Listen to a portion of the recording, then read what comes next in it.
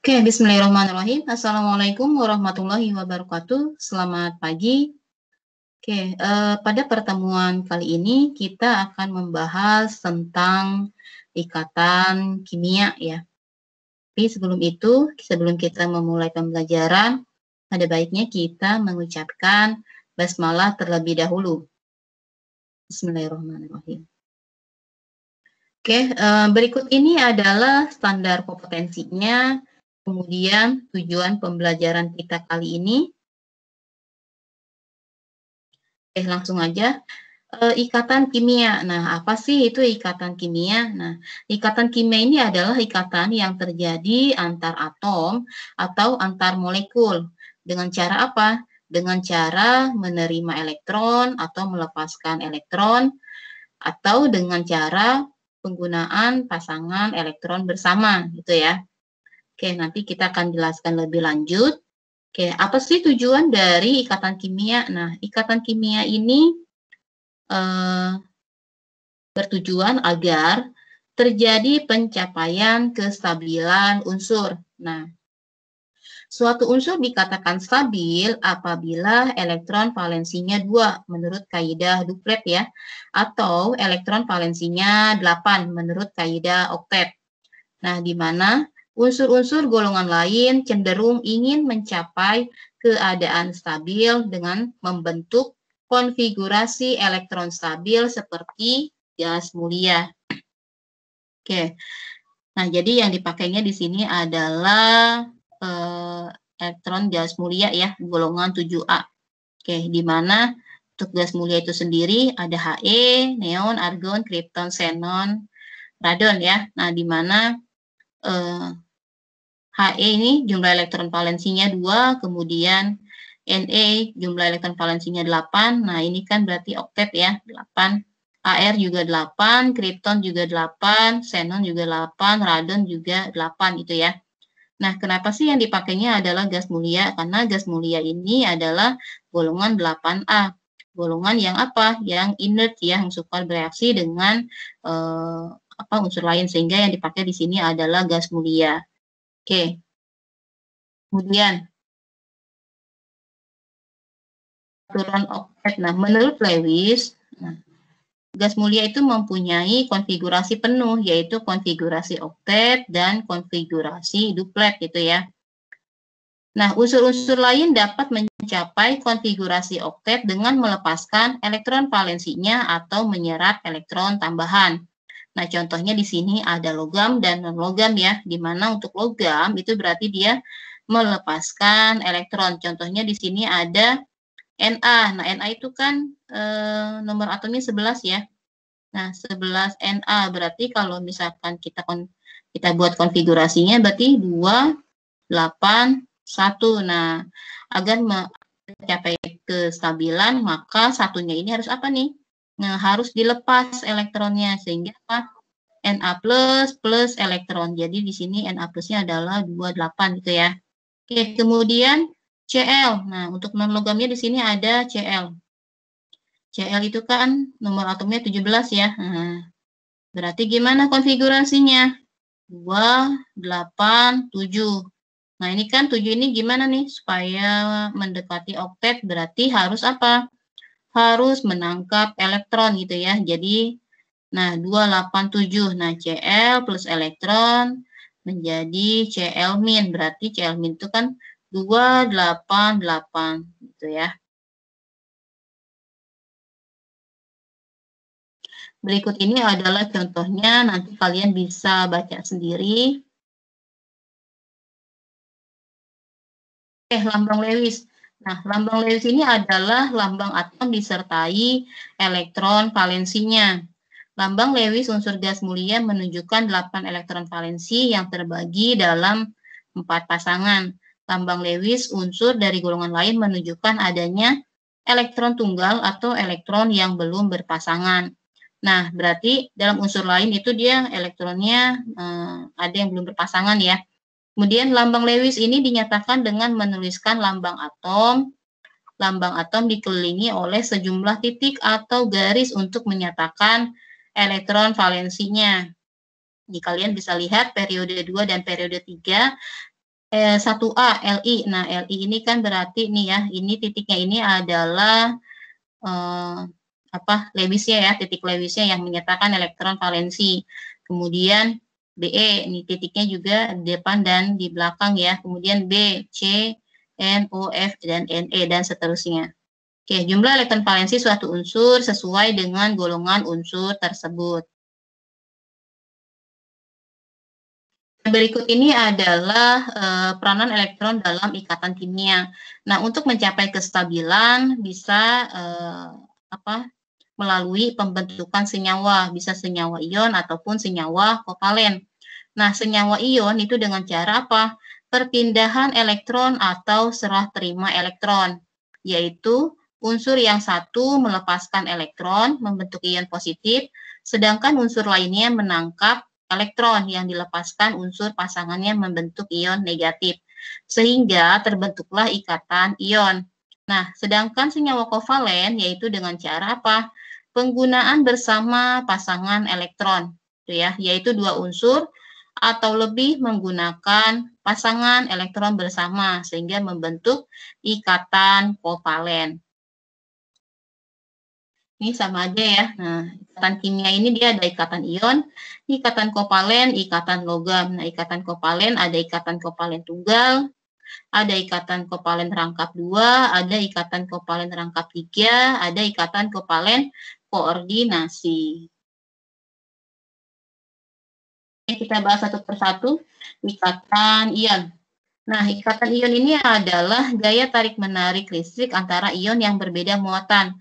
Nah, bagaimana proses pembentukannya? Nah, ikatan ion ini terbentuk dari atom yang melepas elektron menjadi ion positif, atom yang menyerap elektron menjadi ion negatif, atau ikatan ion ini adalah ikatan antara logam dengan non-logam. Ingat ya, logam dengan non-logam.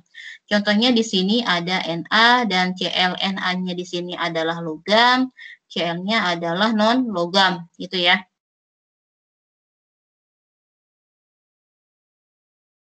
Oke, berikut ini adalah contohnya ya. Tuliskan rumus senyawa ionik yang terbentuk dari atom 12 Mg dan 17 Cl. Oke, kita akan jawab di sini.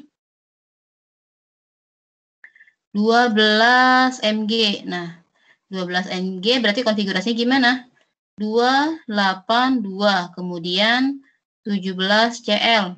17 Cl berarti 287 gitu ya.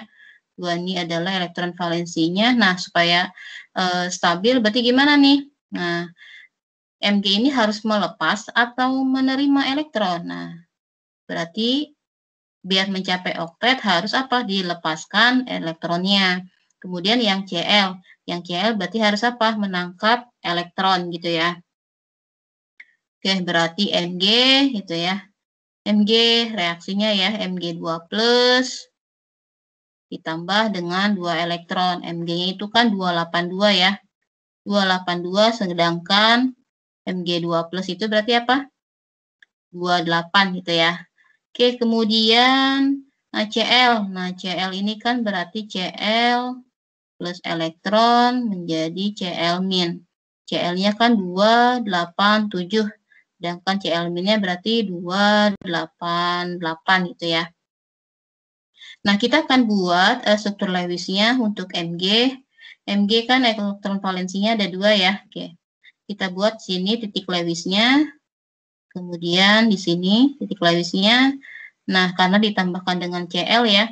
Nah, Cl ini kan 7 ya elektron valensinya. Kita buat titik Lewisnya di sini. Oke. Nah, berarti yang Mg-nya ini dia akan melepaskan elektronnya. Oke, sedangkan di sini masih ada satu lagi. Kita buat lagi satu lagi Cl-nya di sini. Oke. Ya. Oke, berarti Mg yang ini. Sehingga, gimana nih? Berarti Mg, karena Mg-nya cuma 1 ya. Cl-nya ada 2, berarti Mg Cl2 gitu ya. Nah, berikut ini adalah contohnya ya yang sudah yang sudah ditulis ya, di mana 12 Mg berarti 282, dia melepaskan 2 elektron, sedangkan Cl-nya itu adalah menerima 1 elektron, sehingga didapatkan rumus molekulnya ini adalah MgCl2. Berikut ini adalah ikatan kovalen. Nah, ikatan kovalen ini adalah ikatan yang terbentuk karena memiliki elektron yang digunakan bersama atau ikatan antara sesama non-logam, gitu ya. Untuk ikatan kovalen sendiri ada ikatan kovalen tunggal, rangkap 2, rangkap 3.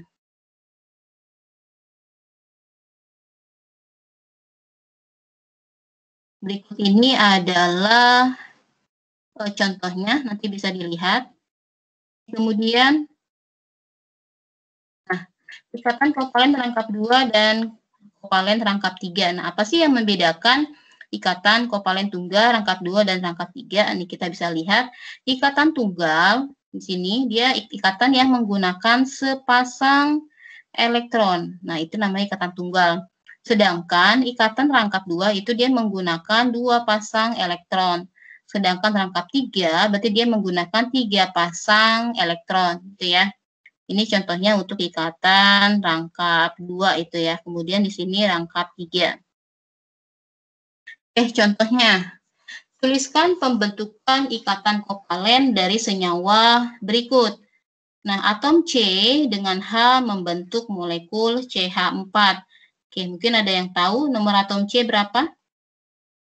C itu 6 ya. Nah, berarti konfigurasinya 2, 4. Sedangkan H itu adalah 1.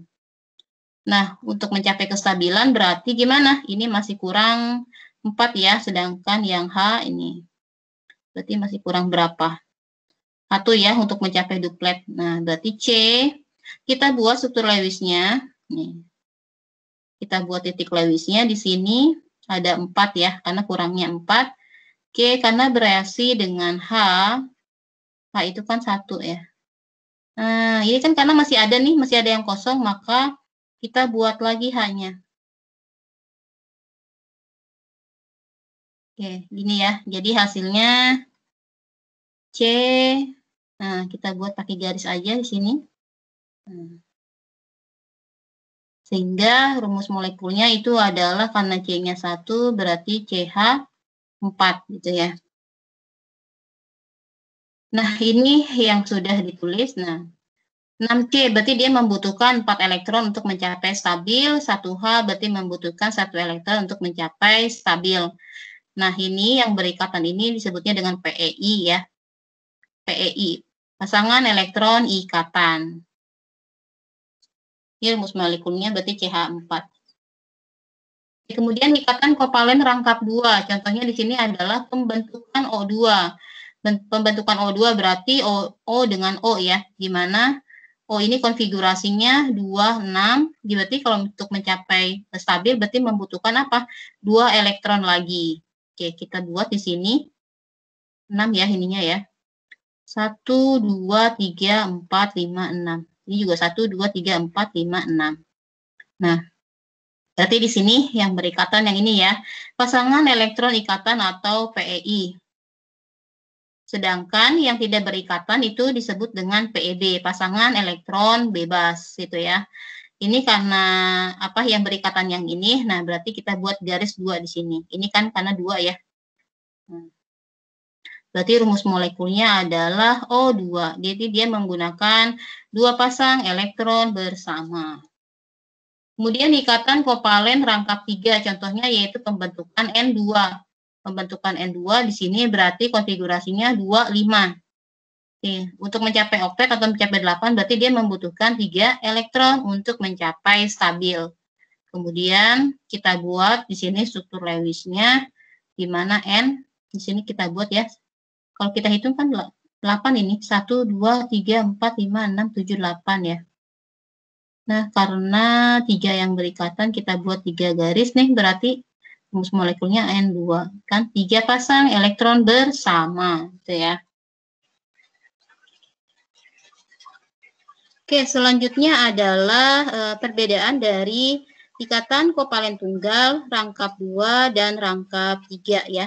Kalau untuk ikatan kovalen tunggal berarti dia digambarkan dengan sepasang elektron atau satu garis lurus. Sedangkan ikatan kovalen rangkap 2 digambarkan dengan dua pasang elektron atau dua garis lurus. Sedangkan ikatan kovalen rangkap 3 digambarkan dengan tiga pasang elektron atau 3 garis lurus gitu ya. Nah, berikut ini adalah ikatan kovalen koordinasi. Beda halnya dengan ikatan ion dengan ikatan kovalen tunggal atau rangkap 2 atau rangkap 3 ya. Untuk ikatan kovalen koordinasi yaitu ikatan yang terbentuk dengan cara penggunaan bersama pasangan elektron yang berasal dari salah satu atom yang berikatan atau pasangan elektron bebas ya, PEB. Sedangkan atom yang lain hanya menerima pasangan elektron yang digunakan bersama. Contohnya di sini ada amonia NH3 dengan boron triklorida atau BCl3 ya, sehingga membentuk senyawa NH3BCl3. Ini saya buat dulu Lewisnya untuk NH3, kemudian BCl3 ya. Lewisnya di mana di sini kamu lihat yang NH3 dia memiliki PEB, pasangan elektron bebas ya. Kemudian direaksikan dengan BCl3 sehingga membentuk senyawa NH3BCl3 gitu ya. Nah, di mana di sini yang N-nya kan pasangan elektron bebas ini PEB-nya. Nah, ternyata dia hanya menempel saja pada atom D gitu ya. Jadi inilah yang disebut dengan ikatan kovalen koordinasi gitu ya. Ikatan kovalen koordinasi. Atau nih ditandakan dengan tanda anak panah kecil. Nah, berarti yang ini ya. Nah, ini adalah ikatan kovalen koordinasi. Oke, berikutnya adalah pembentukan SO3. Nah, SO3 berarti kan S-nya di sini konfigurasinya 286 ya, 286. Berarti untuk mencapai stabil dia membutuhkan 2 elektron. Kemudian O ini konfigurasinya 26, berarti dia membutuhkan 2 elektron. Kita buat di sini Lewisnya. Oke, ini yang S ini adalah ikatan kovalen koordinasi. Kita buat di sini seperti tanda panah ya. Nah, ini ikatan kovalen koordinasi. Rumus molekulnya jadi SO3. S-nya 1, O-nya ada 3, jadi SO3. Kemudian, berikut ini adalah perbandingan sifat senyawa ion dengan senyawa kovalen. Ini adalah rangkumannya ya. Sifatnya titik didih, daya hantar listrik lelehan, kekuatan dalam air, kelarutan dalam pelarut non-polar. Berikut ini adalah penjelasannya. Nah, untuk senyawa ion, dia memiliki titik leleh dan titik didih yang tinggi, sedangkan kovalen titik leleh dan titik didihnya rendah. Nah, senyawa ion larut dalam pelarut polar, sedangkan kovalen hanya sebagian larut dalam pelarut polar. Kemudian pada suhu kamar dia berwujud padat, sedangkan senyawa kovalen pada suhu kamar ada yang berwujud gas, cair, ataupun padat. Kemudian senyawa ion dalam bentuk larutan menghantar listrik, sedangkan senyawa kovalen sebagian larutannya dapat menghantarkan arus listrik gitu ya. Ini adalah perbandingan dari sifat senyawa ion dengan senyawa kovalen. Nah, berikut ini adalah pengecualian dan kegagalan aturan oktet. Nah, tadi kan sudah dijelaskan bahwa untuk mencapai stabil berarti dia harus mencapai oktet ataupun duplet ya. Nah, ini adalah pengecualian aturan oktet. Nah, ternyata ada senyawa lain yang stabil tanpa memperhatikan aturan oktet. Contohnya di sini ada BCl3. BCl3 ini senyawa yang tidak mencapai aturan oktet. Kemudian senyawa dengan jumlah elektron valensi ganjil dan senyawa dengan oktet berkembang. Di sini ada PCl5SF6 kemudian ClF3. Oke, berikut ini adalah menggambar struktur Lewis. Tadi sudah dijelaskan ya bagaimana menggambar struktur Lewis. Ini adalah contohnya, nanti tinggal dibaca saja. Kemudian sini juga ada contoh lagi. Ini nanti akan saya jelaskan minggu depan ya, ini akan hitungan. Kemudian Berikut ini juga contoh, juga sama. Oke, berikutnya adalah ikatan logam. Nah, apa sih ikatan logam? Nah, ikatan logam adalah ikatan yang terbentuk akibat adanya gaya tarik-menarik yang terjadi antara muatan positif dari ion-ion logam dengan muatan negatif dari elektron-elektron yang bebas bergerak, gitu ya. Jadi, untuk ikatan logam sendiri, elektron valensinya itu membaur, nah, sehingga menyerupai awan atau lautan yang membungkus ion-ion positif logam di dalamnya. Nah, ini ya, seperti awan ya, ini adalah lautan elektronnya, kemudian ini adalah ion positifnya. Di mana mobilitas elektron dalam logam sedemikian bebas, sehingga elektron valensi logam mengalami delokalisasi, yaitu suatu keadaan saat elektron valensi tidak tetap posisinya pada satu atom, tetapi senantiasa berpindah-pindah dari satu atom ke atom lain. Oke, berikutnya. Logam merupakan konduktor yang baik karena elektron valensinya mudah mengalir, logam dapat ditempa atau dapat ditarik karena ketika logam dipukul atau ditarik, atom-atom logam hanya bergeser, sedangkan ikatannya diantaranya tidak terputus, gitu ya. Itu termasuk sifat dari logam ya, di mana sifatnya itu penghantar listrik atau konduktor, kemudian mengkilat, menghantar panas, dan dapat ditempa ataupun ditarik. Oke, mungkin itu saja penjelasan dari saya. Jika ada yang ingin ditanyakan, silahkan chat di WA Group ataupun chat obrolan di Meeting. Oke, kurang lebihnya saya mohon maaf, saya akhiri. Billahi taufiq wal hidayah. Wassalamualaikum warahmatullahi wabarakatuh. Selamat siang.